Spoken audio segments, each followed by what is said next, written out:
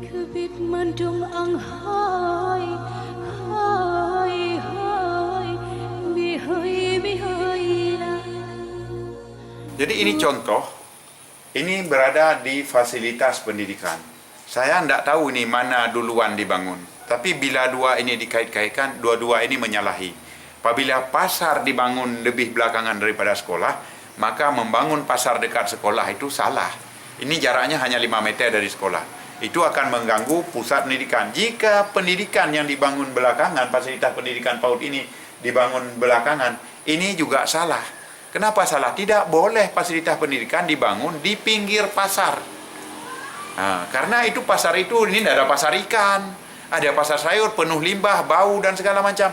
Bagaimana anak-anak akan belajar dengan baik, dengan riuh rendahnya, kalau misalnya hidup ini, dengan ributnya pagi itu pasar segala macam, bagaimana anak-anak belajar? Jadi sebuah perencanaan itu harus terintegrasi dengan segala lini. Jadi bukan dinas pendidikan asal bangun, atau provinsi asal bangun, dinas perdagangan asal bangun. Tidak ada sebuah sistem yang komprehensif di pemerintah Aceh Utara. Jadi ada roadmap-nya, ada jalannya, kemana ini mau dibangun, kemana ini mau dibangun, kemana ini mau dibangun, apa ini dibangun. Semuanya harus mengacu kepada sebuah sistem pembangunan yang terintegrasi, yang tidak boleh saling tumpang tindih dan saling mengganggu atau saling merusak sesuatu. Misalnya begini, ini pendidikan. Kalau betul pasar ini hidup, bagaimana bau ikan, bau daging segala macam ini di rumah anak-anak? Sebenarnya ada aturan menteri terkait, misalnya bagaimana pasar harus dibangun, bagaimana sekolah. Yang jelas sekolah, saya sebagai orang pendidikan sudah tahu. Ini tidak diizinkan sekolah itu dibangun di dekat pasar yang besar limbahnya segala macam. Jadi misalnya pendidikan ini, pada saat pembangunan seharusnya tim dari dinas itu melakukan survei. Oh ini nggak boleh. Kenapa ini nggak boleh? Karena ini dekat dengan ini. Itu memang aturannya begitu. Jadi jangan jalan sendiri-sendiri, asal yang penting proyek terlaksana. Mungkin saya duga ini misalnya proyek Orsus. Karena nggak ada tanah, bangun aja di sini. Yang penting proyeknya terbangun. Itu udah nggak boleh. Jadi harus ada semacam peta jalan bagi pemerintah Aceh Utara. Misalnya ini boleh bangun ini di sini, ini boleh bangun ini di sini, ini boleh bangun ini di sini. Selebihnya tidak boleh. Harus ada semacam segala sesuatu tidak harus bersinergi, tidak boleh saling bertabrakan. Dari segi fungsi, dari segi fasilitas, dari segi pemanfaatan itu nggak boleh saling tumpang tindih. Lain? Yang ingin saya sampaikan bahwa selama 15 tahun ini nyaris pembangunan di Aceh Utara itu tanpa arah.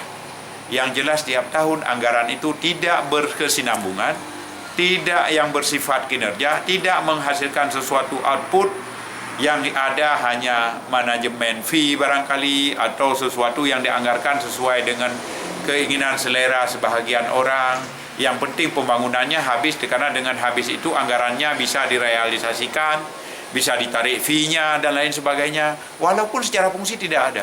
Jadi ke depan itu harus sudah memang kebutuhan. Renstra harus ikut kepada RPJM. Perencanaan tahunan itu, perencanaan pembangunan harus berdasarkan Renstra dan RPJM. Ada titik nilai yang tidak boleh diganggu. Misalnya musrenbang, ini itu beruntut-untut. Ini di Aceh Utara. Kemarin orang Sawang bilang, di musrenbang mereka naik nomor urut 1. Tapi tiba-tiba di APBD mereka tidak punya apa-apa. Ini udah nggak boleh lagi. Nggak boleh lagi ada penumpang gelap di dalam anggaran. Semua harus mengacu kepada musrenbang, dan itu oleh dinas teknis. Ketika akan dibangun itu, pelajari dulu sistem manfaat, kinerja, dan lingkungan. Nggak boleh membangun sekolah di pinggir sungai, membangun sekolah di pinggir pasar seperti ini. Padahal ini kampung, di mana-mana ada tanah. Jadi seperti itu. Jadi harus ada terintegrasi, ada peta jalan, ini butuh ini butuh ini butuh ini. Bukan karena orang per orang. Si A anggota dewan mau bawa pulang sekolah sini, si B karena orang bupati ini. Inilah kejadian. Jadi manajemen fee itu sudah harus dihilangkan supaya Aceh Utara ini bangkit dari keterpurukan.